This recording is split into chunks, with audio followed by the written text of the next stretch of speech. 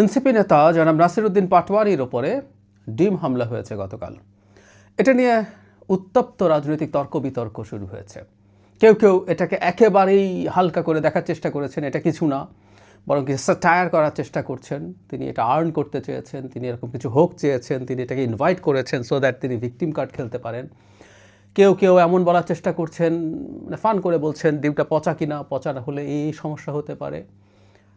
ব্যাপারটা কি খুব হালকা নাকি আবার খুব ভারী, কিভাবে দেখব? এবং খুব গুরুত্বপূর্ণ আমার কাছে বরং মনে হয়েছে এই ঘটনার পরে জনাব নাহিদ ইসলাম যে প্রতিক্রিয়া জানিয়েছেন, সেই প্রতিক্রিয়াটা সম্পর্কে একটু বলা দরকার। আমার কাছে এটা একটা আওয়ামী প্রতিক্রিয়া বলে মনে হয়েছে। যাই হোক, ডিমের ঘটনায় আসি। ডিম মারাকে গ্লোবালি খুব বড় সন্ত্রাসী কাজ বলে দেখা হয় না। এই প্রবণতা আছে, ডিম, তারপরে টমেটো, এগুলো মানুষের গায়ে থ্রো করা হয়। মানে উইকিপিডিয়াতে এগিং বলে একটা পেজ আছে, যে কেউ ঢুকে দেখে আসতে পারেন যে এটা কী ধরনের বিষয় হিসেবে দেখা হয়, কি হতে পারে না পারে।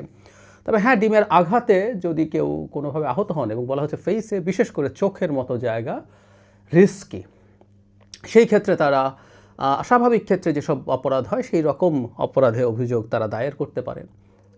বেশ কিছু ঘটনা আছে, গুরুত্বপূর্ণ মানুষজনকে ডিম মারার পর গ্রেফতার করা হয়েছে, আবার ছেড়ে দেওয়া হয়েছে, এই ঘটনাগুলো আছে।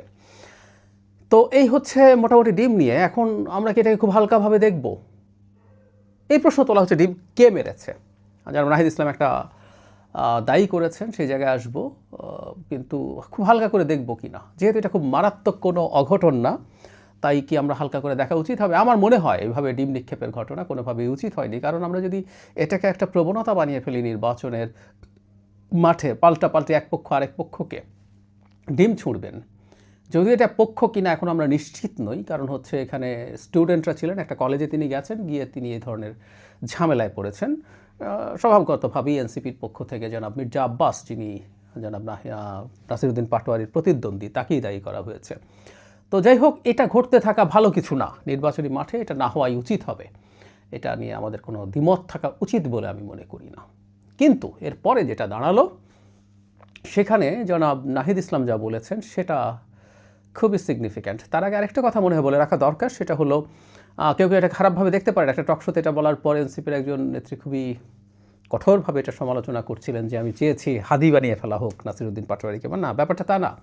আমি সেখানেও এভাবেই বলেছি, এবং আমি এভাবেই এটাকে সমালোচনা করার পর বলেছি, অন্তত আমরা এটা দেখলাম যে হামলার মতো ঘটনা ঘটেনি। আমি বলছি না হামলা করলেই ভালো হতো, আমি হামলার কথা বলেছি, শারীরিকভাবে আহত করার কথা বলেছি, কোনো না কোনো ফর্মে শারীরিক আঘাতের কথা বলেছি। সেটার তুলনায় এটা আমি উন্নতি হিসেবে দেখতে চাই। একটা রাষ্ট্রে গণতান্ত্রিক ব্যবস্থা এভাবেই এগিয়ে যায়, যারাই করুক, এটা স্টুডেন্ট করুক। তর্কের খাতিরে বলছি, যদি মির্জা আব্বাসের কোনো একটা কর্মীদের দল করে থাকে, এই ঘটনাটা এভাবে আমরা দেখব যে খুব ভায়োলেন্ট কিছু হয়নি, এটা একটা পজিটিভ সাইড। ওই অর্থে আবারও বলছি, এটাকে আমি কোনোভাবে সমর্থন করছি না। এখন সমস্যা যেটা হয়েছে, জনাব নাহিদ ইসলাম যে সংবাদ সম্মেলন করেছেন জনাব পাটোয়ারিকে নিয়ে, এর মধ্যে একটা হাস্যকর ব্যাপার দেখা গেল। ওই যে বললাম আওয়ামী বক্তব্য, তার পেছনে হাতে ব্যান্ডেজ, গলায় স্লিং দিয়ে ঝুলিয়ে রেখে মাথায় ব্যান্ডেজ করে লোকজন দাঁড়িয়েছিলেন, তার কর্মীরা, যারা পাটোয়ারি কর্মীরা। মানে ডিমের আঘাতে এই পরিমাণ আহত হয়েছে, এটা অত্যন্ত বাজে প্রবণতা। এটা অনেক পুরনো কালে এসব ঘটতো, আওয়ামীর সময় আমরা এগুলো প্রচুর দেখেছি। যেন নাহিদ তার বক্তব্যে যে জিনিসটা খুবই আপত্তিকর বলেছেন, সেটা হচ্ছে এরকম যে এই হামলা হয়েছে জনাব মির্জা আব্বাসের নির্দেশে, জনাব তারেক রহমানের সম্মতিতে। আমাকে কেউ যদি জিজ্ঞেস করেন যে এটার সাথে কি বিএনপি জড়িত আছে, বিএনপির কোনো গ্রুপ, আমি তর্কের খাতিরে এটা ধরে নিলাম। কিন্তু এটার সাথে মির্জা আব্বাস নির্দেশ দিয়ে কাজটা করিয়েছেন আমি সেটা মনে করি না। মানে যেটা হয়, বিএনপির বিভিন্ন পর্যায়ের নেতাকর্মীরা আছেন, তারা এক একজন এক একভাবে রিয়্যাক্ট করেন। যেন নাসিরউদ্দিন পাটোয়ারি খুবই আক্রমণাত্মক ঢঙ্গে তার ক্যাম্পেইন করছিলেন, এটা ওনার স্টাইল। উনি যার বিরুদ্ধে যান, এই যে জামাতের সাথে এখন আছেন, অথচ এই জামাতের বিরুদ্ধে অত্যন্ত কঠোর সব মন্তব্য জনাব পাটোয়ারির আছে। সুতরাং তার এটা নতুন না। কেউ কেউ এভাবেই বলছিলেন যে তিনি এই ধরনের কোনো একটা ঘটনা ইনভাইট করতে চাইছিলেন সো দ্যাট তাকে কোনো না কোনো ফর্মে হামলা করা হবে এবং তিনি সেটার ভিকটিম হিসাবে পলিটিক্যাল মাইলেজ নেবেন, কেউ কেউ বলছেন।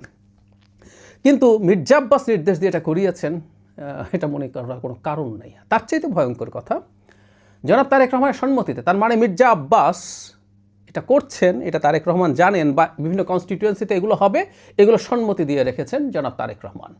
এটাই আওয়ামী প্রবণতা। আমাদের নিশ্চয়ই মনে আছে শেখ হাসিনার সময়ে যখন কোনো না কোনো ঘটনা, বা ঘটনা ছাড়াও গায়েবী মামলাও হয়েছে, ঘটনা ঘটে নাই কিন্তু মামলা হয়েছে, প্রায় সব মামলায় বেগম খালেদা জিয়া জনাব তারেক রহমানকে আসামি করা হতো। তারা হুকুমের আসামি, মানে ওই যে কোথাও কোনো একটা ঘটনা ঘটেছে অথবা ঘটেনি, সাজিয়েছে যে ওখানে বাসে আগুন দেওয়া হয়েছে, সেই মামলায় এটা নির্দেশ দিয়েছেন খালেদা জিয়া এবং তারেক রহমান, হুকুমের আসামি।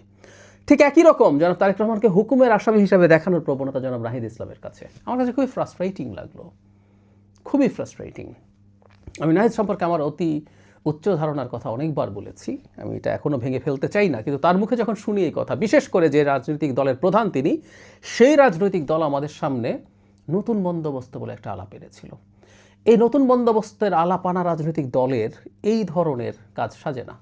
এটা যদি বিএনপির তর্কের খাতিরে বলছি, কারা করেও থাকে, এটা একটা লোকাল গ্রুপ, সে এজিটেটেড হয়ে এই কাজটা করেছে। আমরা নির্বাচন কমিশন, আইনশৃঙ্খলা রক্ষাকারী বাহিনীকে বলবো এটাকে তদন্ত করতে, কারণ কোথাও না কোথাও এখন সিসিটিভি ফুটেজ পাওয়া যায়, কে এর জন্য, এর সাথে যদি বিএনপির লোকজনও জড়িত থাকে তার জন্য ব্যবস্থা নেওয়া উচিত বলে আমি মনে করি। ব্যবস্থা মানে এটাতে খুব টাফ ব্যবস্থা হতে হবে তা না, তবে তারা এটাকে টাফ করতে চান, তারা ভুয়া ব্যান্ডেজ ট্যান্ডেজ বেঁধে এসছেন সেটা, কিন্তু এটা তদন্ত হওয়া দরকার এবং ব্যবস্থা নেওয়া দরকার। কিন্তু জনাব নাহিদের মতো মানুষের কাছ থেকে তারা নতুন রাজনীতির কথা যখন বলছেন, তখন এই ধরনের মন্তব্য তাদের পরিহার করা তাদের জন্যই ভালো হবে বলে আমি মনে করি।